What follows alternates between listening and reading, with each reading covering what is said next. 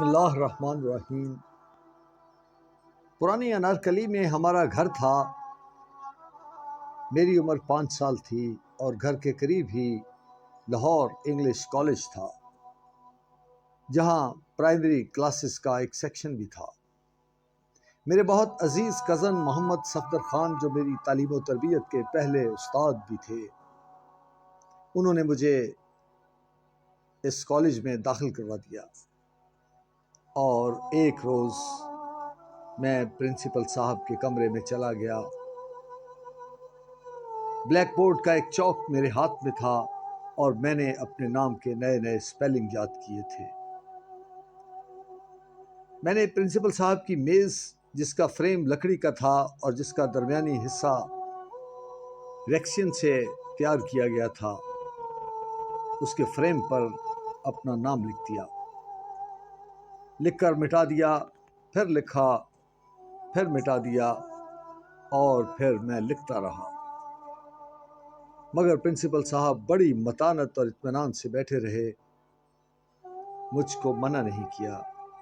چہرے پر ناگواری نہیں، ماتھے پر بل نہیں، نہ میری طرف اس انداز سے دیکھا کہ تم کیوں میری میز خراب کرنے آ گئے ہو، نہ بیل بجا کر ملازم کو بلا کر یہ کہا کہ اس بچے کو باہر لے جاؤ۔ میں جاہلیت اور معصومیت کے دورے مرکب سے گزر رہا تھا۔ مجھے نہ ان کے تحمل کی قدر تھی، نہ ان کے حوصلے کا احترام، اور نہ یہ معلوم تھا کہ میرے سامنے جو شخص بیٹھا ہے، جب آنے والے زمانے اور زمانوں کے لوگ اسے واصف علی واصف کہیں گے تو مجھے بہت شرم آئے گی۔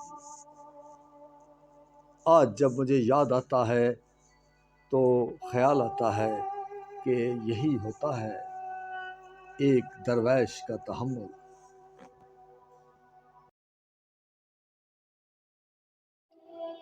ملک محمد عارف کے صاحبزادے ملک محمد واصف ایوان خوشاب کے ضلع سرگودا میں پیدا ہوئے۔ میٹرک سے BA تک فرسٹ ڈویژن حاصل کی۔ MA انگریزی زبان و ادب کرنے کے بعد CSS میں تیسری پوزیشن، اور سول سروس کو جوائن نہیں کیا۔ ہاکی کے پلیئر تھے، انگریزی لٹریچر کے بڑے امپریسو استاد، گہرے فکر و تفکر کی راہوں کے راہی۔ ان کی باتیں لوگوں کی زندگیاں بدلتی رہیں۔ محض ایک فکرہ، اور یہ فکرے جملے یوں ہی اتر نہیں آیا کرتے، اس کے پس منظر میں بہت عمیق منظر ہوتے ہیں۔ اشفاق احمد نے کہا کہ واصف آئے اور چھا گئے اور ہم دیکھتے رہ گئے۔ ایک بار کسی نے کیا خوب کہا تھا کہ ان کے ایک فکرے کے پیچھے کئی خلیل جبران کھڑے ہیں۔ اردو ادب کے سیکولرزم کو انہوں نے مشرف بے اسلام کیا اور مشرف بے تصوف کیا۔ ان کے ایک بھائی جو ایئر فورس میں ملازم تھے اور اسکواڈرن لیڈر کے عہدے سے ریٹائر ہوئے، وہ جب بحرین جانے لگے تو انہوں نے ان کو روک دیا اور کہا، تم جتنا بھی کما کر لاؤ گے تمہارا ہمسایہ تم سے زیادہ امیر ہوگا۔ نیور رن آفٹر منی۔ ایک دفعہ انہوں نے کہا کہ پیسہ آتا ہے غرور دینے کے لیے اور جاتا ہے مسکینی دے کر، اور پھر کہا، اس دی یاد خزانہ کافی پیسے نو کی کرنا۔ واصف پاکستان کے بارے میں بڑے جذباتی تھے اور وہ کہتے تھے پاکستان نور ہے اور نور کو زوال نہیں۔ ان کا ایک شعر ہے، واصف جس شخص نے وطن کی اڑائی ہے مٹی، واصف اس شخص کی ہو ساری کمائی مٹی۔ ریاض احمد، جنہوں نے واصف پر ایک کتاب لکھی، ان کا کہنا تھا کہ واصف اللہ تعالیٰ کے دین کی صحیح شکل دکھانے والے لوگوں میں تھے۔ واصف صاحب کی تعلیم کا جو نچوڑ میں سمجھا ہوں، انہوں نے کہا کہ میں سمجھتا ہوں مسلمانوں کے لیے اس سے بہتر کوئی چیز نہیں ہو سکتی، اور وہ ہے سرور کائنات صلی اللہ علیہ وسلم کی محبت۔ جس دل میں یہ چراغ روشن ہوگا وہ دل اللہ تعالیٰ کو عزیز ہوگا۔ واصف علی واصف نے ایک بار کہا، جب ہم اللہ کا ذکر کرتے ہیں تو اس کے اپنے ارشاد کے مطابق وہ ہمارا ذکر کرتا ہے۔ جس کو آپ یاد کر رہے ہیں وہ بھی کسی نہ کسی صورت میں آپ کو یاد کر رہا ہے۔ ایک بار انہوں نے اپنے بیٹے سے کہا کہ اگر کبھی تم کو یہ سعادت نصیب ہو جائے تو یہ یاد رکھنا، اور پیغمبر اسلام تمہیں کوئی بات کہہ دیں تو اس کو حدیث سے تازہ کہتے ہیں اور اس کو حدیث سے دلبراں کہتے ہیں۔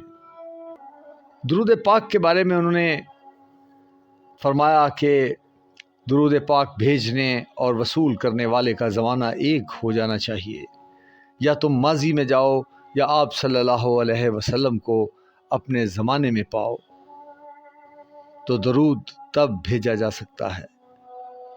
اور اس کے آداب میں انہوں نے کہا کہ ادب ہو، پاکیزگی ہو، تخلیہ ہو، اور ضروری ہے کہ کسی ناپسندیدہ بات کو اپنی زندگی سے نکال دو جو آپ صلی اللہ علیہ وسلم کو پسند نہیں تھی۔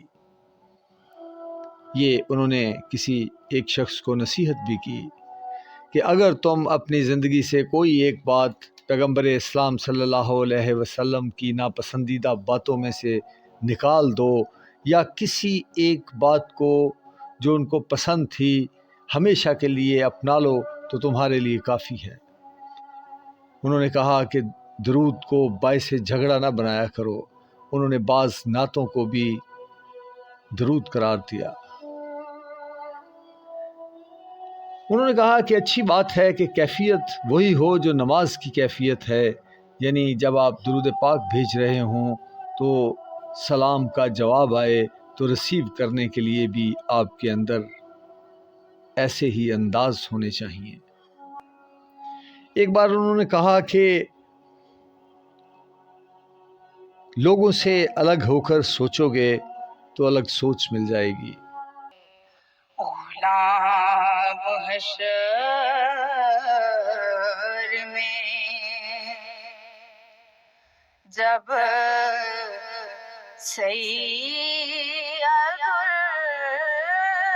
الورا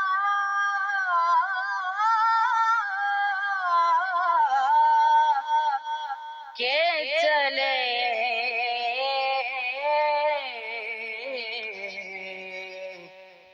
لیوائے حمد کے سائے میں سر اٹھا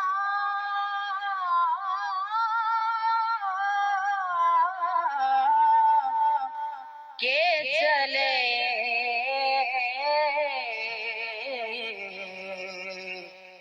غلام حشر میں نظر بال میں پاکیزگی پڑے ان پر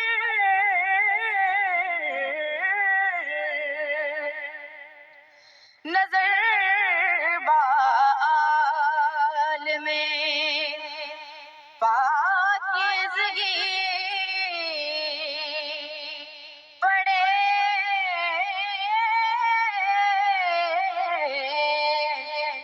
ان پر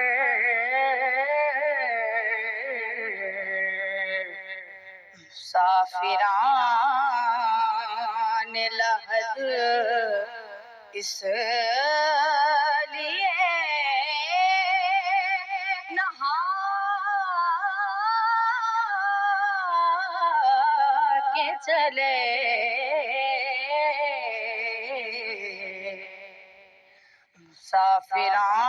مسافران لحد اس لیے نہا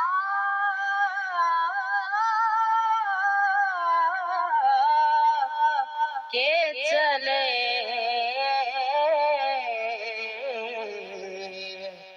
غلام حشر میں